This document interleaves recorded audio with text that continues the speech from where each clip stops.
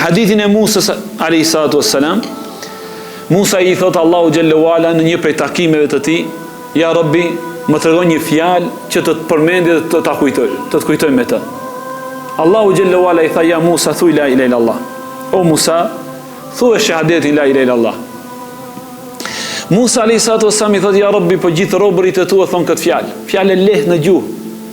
Tha ja Musa, në qoftë se 7 qiell dhe banorët e saj, dhe 7 toka dhe banorët e saj vendosen në një anë të peshojës dhe fjala la ilaha illallah në anën tjetër, do të rëndon fjala la ilaha illallah. Wallahi fjalë shumë e lehtë, si na i ka falur te Zoti ne. Pashallahu xhelle xhelalu ju vllazën qafirët e kanë rënë ta thon këtë fjalë. Ma e rënë se sa qielli dhe toka të vendosen mbi shpatullat e tyre, ata e kanë aq rënë dhe vështirë. Ne i ka bëu aq lehtë Allahu xhelle xhelalu. Kjo është mirësi e madhe, vallahi nëse nuk dali për kësaj ligjërate, vetëm se ndjenja e madhe për mirësinë dhe dhuratën dhe për përzgjedhjen e Allahu xhallahu ala ndaj nesh, kjo do të kishte qenë mjaftueshme, vallahi.